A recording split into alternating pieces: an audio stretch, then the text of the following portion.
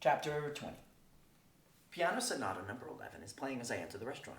The place looks like where you'd host the after party for the Met Gala. Chandeliers hang from an arched ceiling, illuminating the velvet furniture around the room.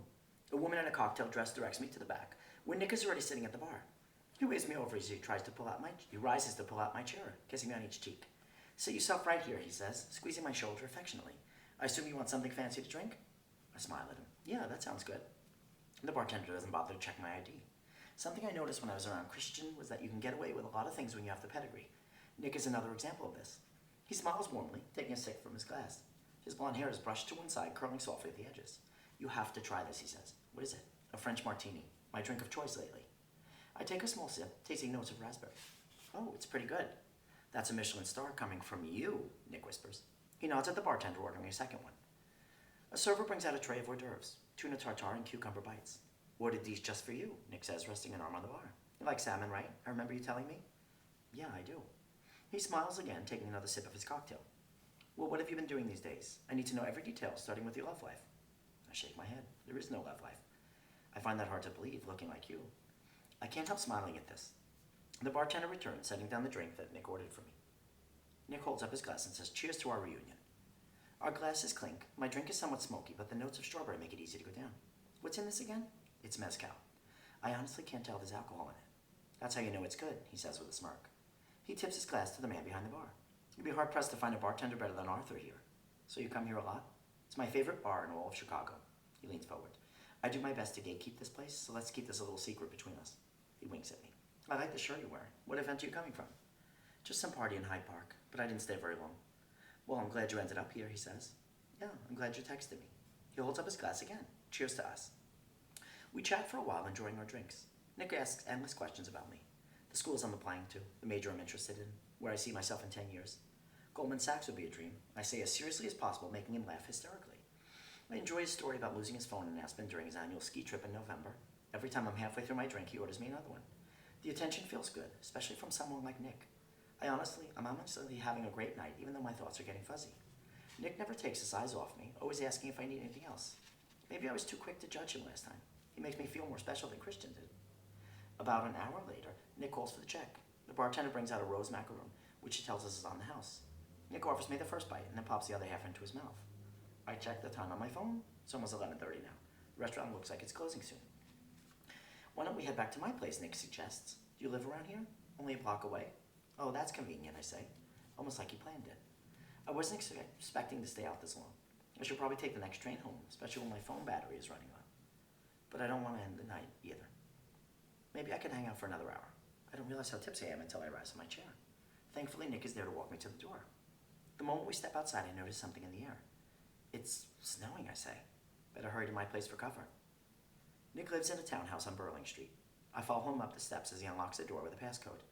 The place is beautifully decorated with modern furniture. It's nowhere near the size of Christian's, but you could definitely host a big party, especially with the built-in speakers on the wall. Nick disappears into the kitchen as I take a seat on the living room sofa. A moment later, he returns with 2 glasses of wine. One for you, he says. I'm not really a wine person.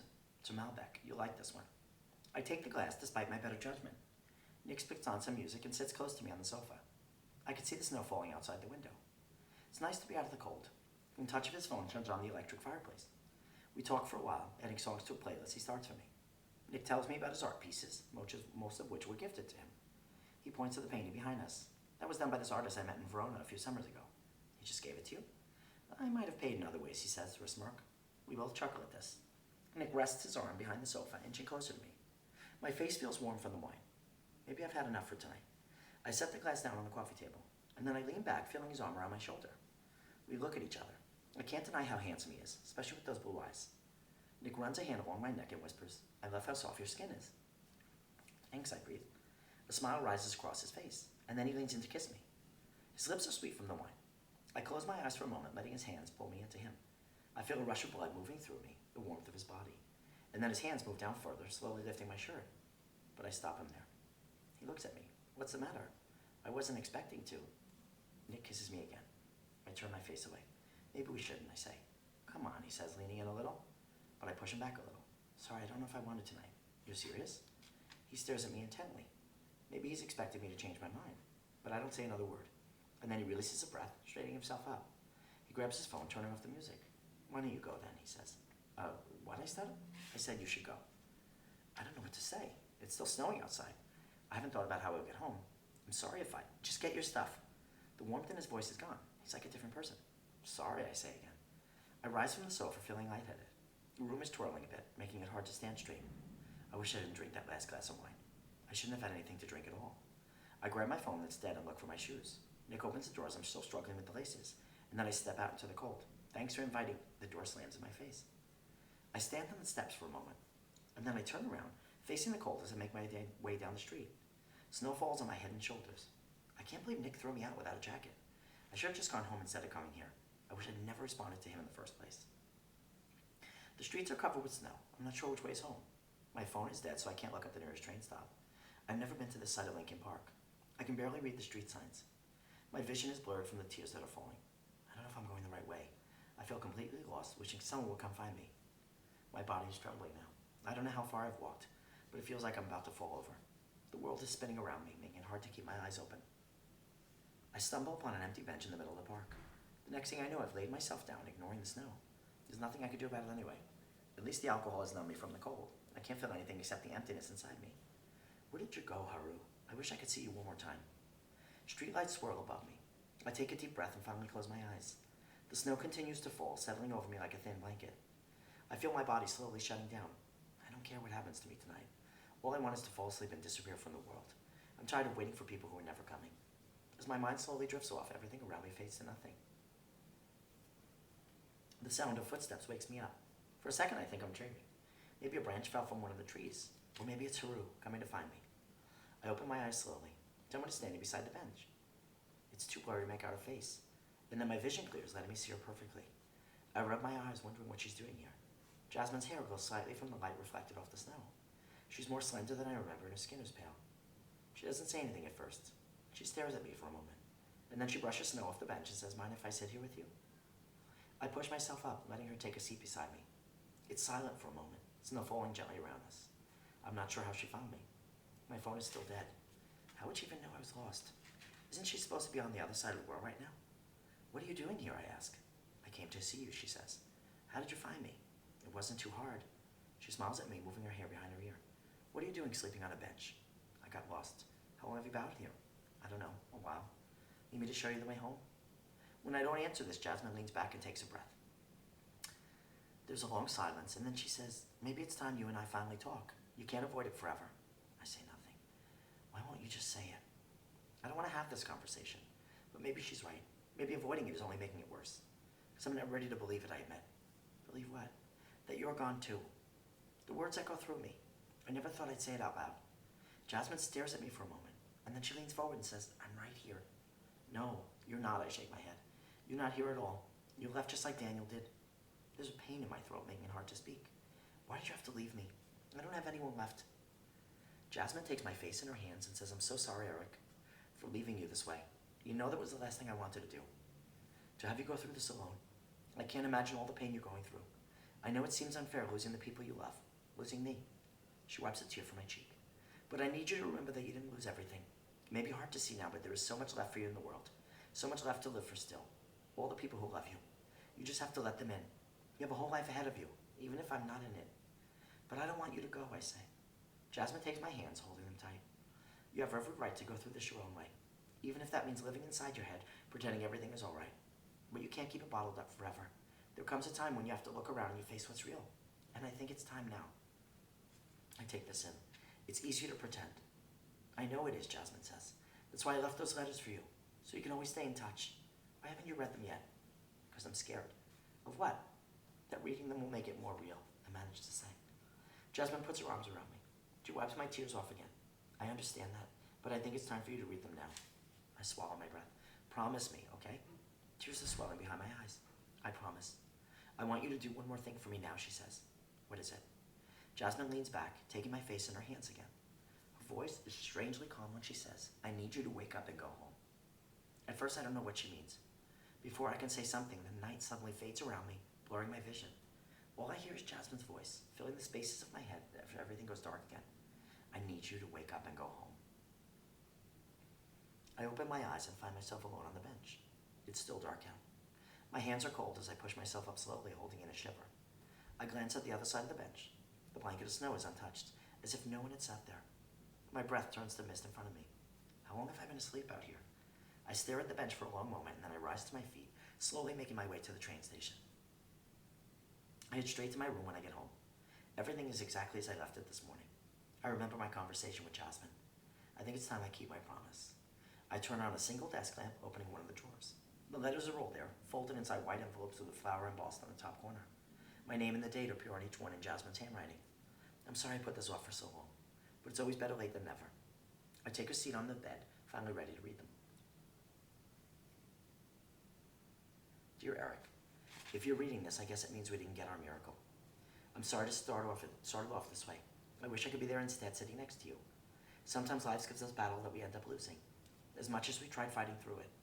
I promise you I fought my hardest, okay? But this letter isn't meant to be about apologies or what could have been. The last thing I want is for you to be sad when you read this. That's not why I'm writing to you. I want to leave something behind that will give you a piece of joy. Something for you to look forward to, especially in the moment you're feeling down. Think of it as my way of popping into the world, just to say hi. That way I'm not completely gone, okay? I know this isn't going to fix everything. I could write you a million letters, but it won't be the same as before. I know that.